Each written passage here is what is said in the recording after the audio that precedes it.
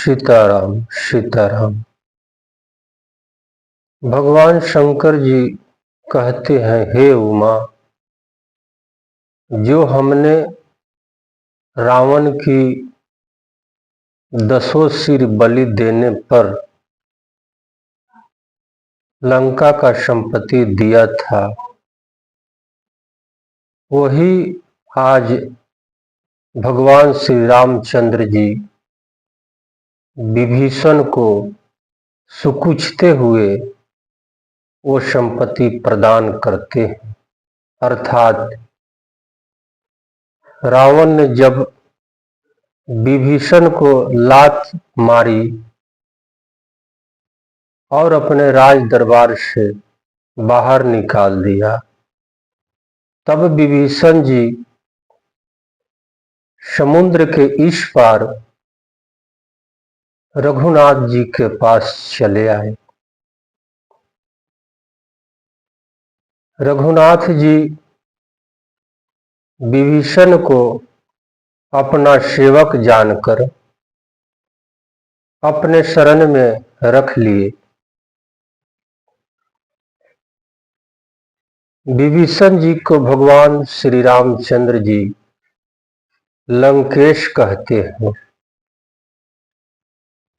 अर्थात भगवान समुद्र का जल मंगवाकर विभीषण जी को राज तिलक कर देते हैं और भगवान समुद्र से उस पार जाने के लिए विभीषण जी से कहते हैं, सुग्रीव से कहते हैं, हे सखा, यह गहरी समुद्र को किस प्रकार पार किया जाए, ऐसा विचार कर कोई नीति कहें। विभीषण जी कहते हैं, हे प्रभु, आप चाहे तो एक ही बाण से समुद्र को सोख सकते हैं, लेकिन नीति कहती है, धर्म कहता है कि हे प्रभु, समुद्र से राह मांगा जाए। जब इस प्रकार विभीषण जी रघुनाथ जी से कहते हैं तो लक्ष्मण जी का ये बात अच्छी नहीं लगी। लक्ष्मण जी कहते, हे राम, देव का क्या भरोसा, कमजोर मनुष्य ही देव देव पुकारते हैं। श्री रामचंद्र जी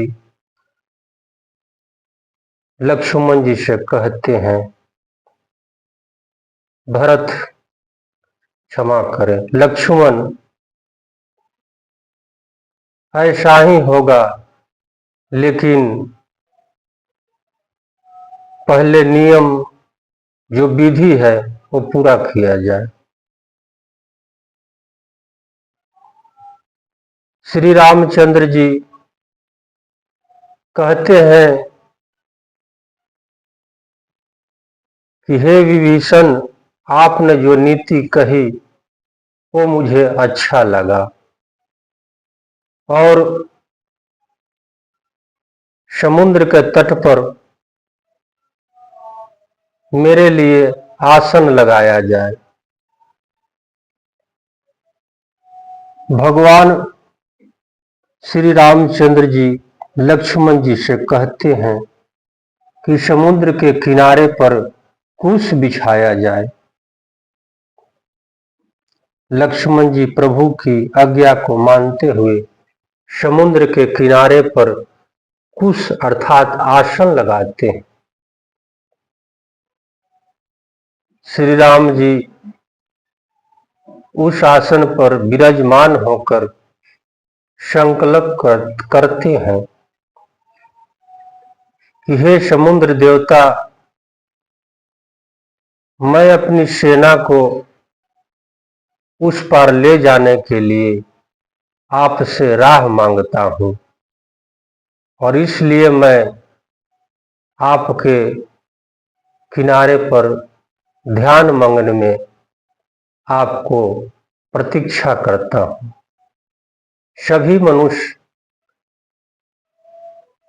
जब मनुष्य कोई लालसाएं होती है तो उसे संकल्प करते हैं भगवान से कि प्रभु आप हमें पुत्र दे दो या धन दे दो, तो संकल्प करते हैं और कहते हैं कि हे भगवान आप हमें कृपा करें, मैं आपका पूजन करूंगा। जैसे हम लोग एक टाइप से मानता कहते हैं, मानता को मानना। इस प्रकार भगवान श्री रामचंद्र जी संकल्प करते हैं और ध्यान में मग्न होकर समुद्र के किनारे पर समाधि अवस्था में लीन हो जाते हैं।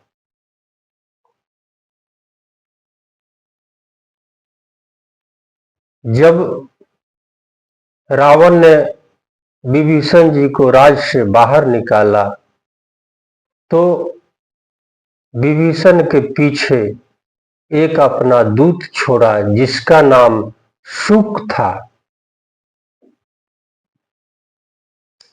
विभीषण जी भगवान श्री राम जी के शरण में चले आते हैं तो रावण का दूत जो शुक है वह भी समुद्र के इस पार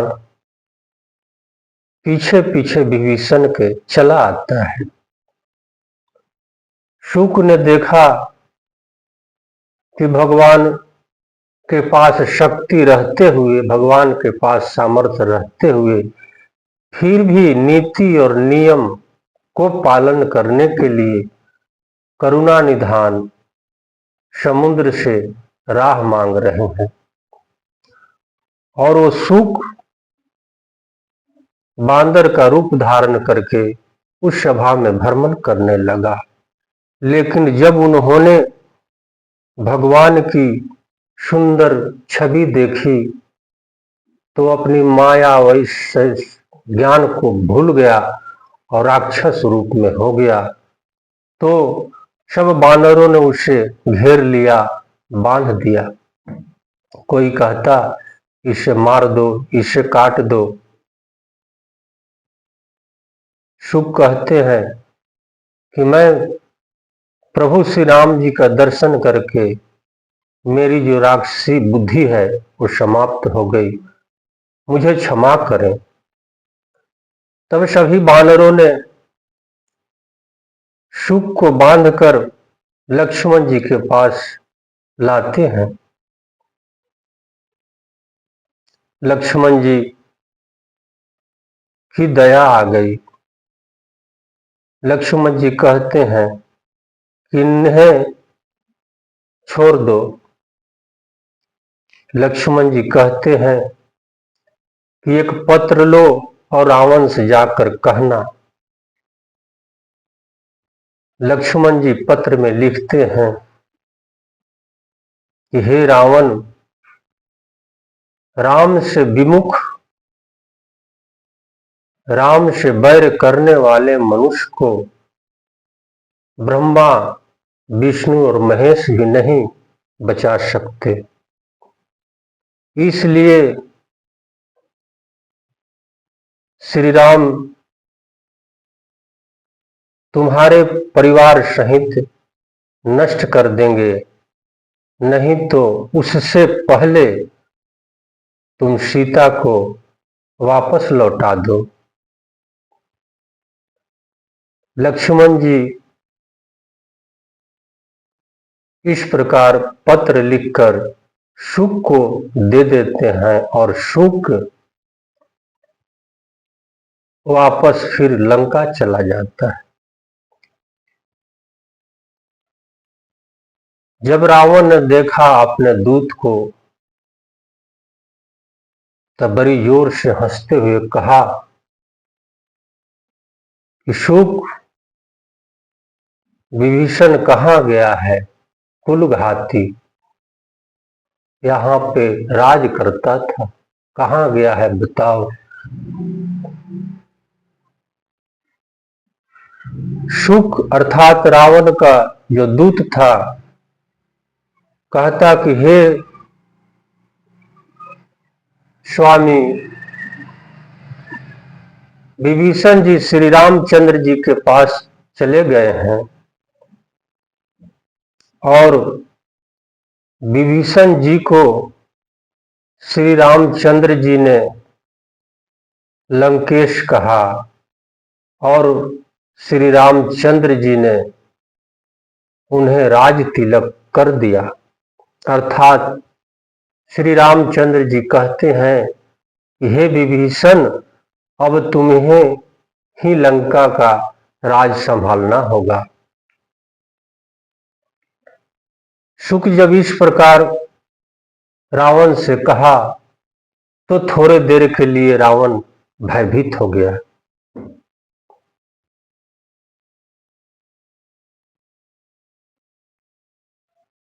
फिर रावण का दूत कहता कि हे रावण महाराज, श्री रामचंद्र जी को सामर्थ्य रहते हुए भी विभीषण ने ऐसी नीति कही कि किसी से बैर नहीं करना चाहिए, पहले उससे नीति की बात करनी चाहिए और समुद्र से राह मांगा जाए। तो विभीषण के कहे अनुसार श्री रामचंद्र जी ने समुद्र से राह मांगने के लिए समाधि मग्न में है। रावण ने जब इस प्रकार अपने दूत की मुख से ये बात सुना तो जोर जोर से हंसने लगा और कहता कि मैं रावण उस राम का बल समझ गया जिसका मंत्री विभीषण जैसे डरपोक जैसा मंत्री, वैसा ही उसका स्वामी। वो क्या मुझसे युद्ध करेगा, अभी तो भयभीत है।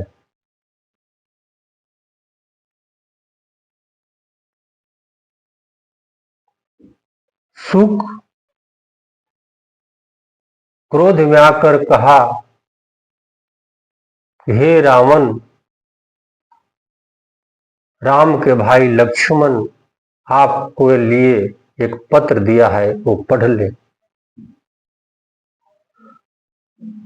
जब इस प्रकार लक्ष्मण जी का पत्र रावण पढ़ा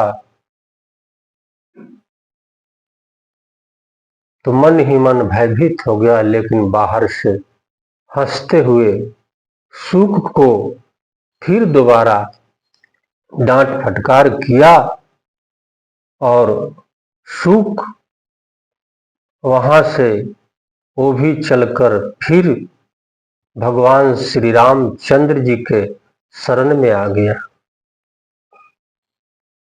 शुक अगस्त ऋषि के श्राप से, शुक एक ऋषि था लेकिन अगस्त ऋषि के श्राप से राक्षस बन गया था। जब फिर शुक भगवान के शरण में आया तो राक्षसी बुद्धि समाप्त हो गई और शुक दोबारा पुनः अपने ऋषि आश्रम लौट गया। यहाँ 3 दिन बीत गई। भगवान को समुद्र से रास्ता मांगने के क्रम में 3 दिन बीत गई, लेकिन जड 3 दिन तक कुछ नहीं सुना। भगवान श्री रामचंद्र जी क्रोध में आ गए और कहते, लक्ष्मण धनुष बाण लाओ, मैं इस अग्नि बाण से शोक लूंगा। दुष्टों से प्रीति नहीं करनी चाहिए, ये नीति है। क्रोधित से शांति की बात नहीं करनी चाहिए। कामी से भगवान की कथा नहीं कहनी चाहिए और लोभी से यश की बात नहीं कहनी चाहिए। अर्थात भूमि के ऊपर बीज बोने जैसा होता है। श्री रामचंद्र जी जब इतनी क्रोध में आ गए तो लक्ष्मण जी कहते हैं, मैं पहले ही कहा था। भगवान कहते कि अब थोड़ा भी विलंब नहीं होने देंगे और लक्ष्मण जी धनुष लाते हैं और भगवान अग्निबाण संधान कर लेते हैं। जब प्रभु ने अग्निबाण संधान किया तो जिस प्रकार आकाश से गर्जन होता है वो बाण चमकने लगी, हिलने लगी, धरतियां कांपने लगी। उस समुद्र में सर्प, मछली, बहुत सारे जीव जंतु जलने लगे।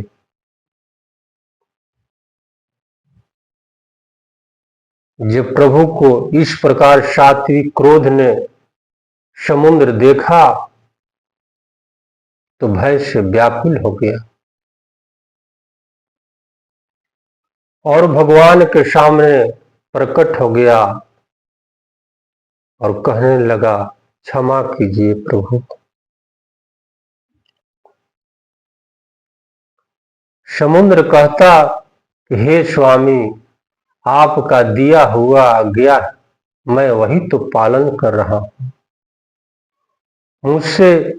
मुझसे आपकी महिमा के विषय, आपकी शक्ति का समझ नहीं सके और आम मनुष्य समझकर मैंने जड़ अवस्था में बना रहा। आप मुझे क्षमा करें। हे स्वामी, आप जो आज्ञा देंगे तो मैं ऐसे ही सूख जाऊंगा, धनुष बाण की आवश्यकता ही नहीं पड़ेगी। समुद्र ने इस प्रकार भगवान से विनती करने लगा। प्रभु करुणा निधान कहते हैं, हे समुद्र, ऐसा कोई उपाय करो जिससे हमारी सेना उस पार चला जाए। समुद्र कहता, हे स्वामी, आप ही की सेना में नल और नील है, जो ऋषियों से इन्होंने वरदान पाया है कि जो चीज स्पर्श कर लेंगे तो जल में तैर सकता है आपके प्रभाव से। हे स्वामी, आप इस बड़े समुद्र पर सेतु बांध लीजिए और मैं भी अपनी शक्ति के अनुसार से उस सेतु का भार सह लूंगा। जब समुद्र ने इस प्रकार प्रभु श्री रामचंद्र जी से कहा तो प्रभु मुस्कुराने लगे और सारी वानरों सेना को महाराज सुग्रीव को बुलाते हैं और कहते हैं कि हे सुग्रीव, इस समुद्र पर सेतु बांधने का कार्य किया जाए। महाराज सुग्रीव नल, नील, अंगद सभी वानरों को आज्ञा देते हैं कि बड़े बड़े पत्थरों को लाया जाए और समुद्र पर सेतु बांधने का कार्य तैयारी किया जाए। भगवान शंकर जी कहते हैं, इस कथा को सुनने वाले भगवान श्री रामचंद्र जी का भक्ति प्राप्त करते हैं इनमें कोई संशय नहीं। शिव जी कहते कि हे उमा, जगत सब सपना, राम एक अपना। जो व्यक्ति भगवान के शरण में रहते हैं उन्हें हर समय ईश्वर के रक्षा के दायरे में रहते हैं। तपस्वी महेश कुमार इस राम कथा सुनने वाले माता पिता भाई बहन को श्रद्धा और स्नेह के साथ प्रणाम करता है। सीताराम सीताराम सीताराम।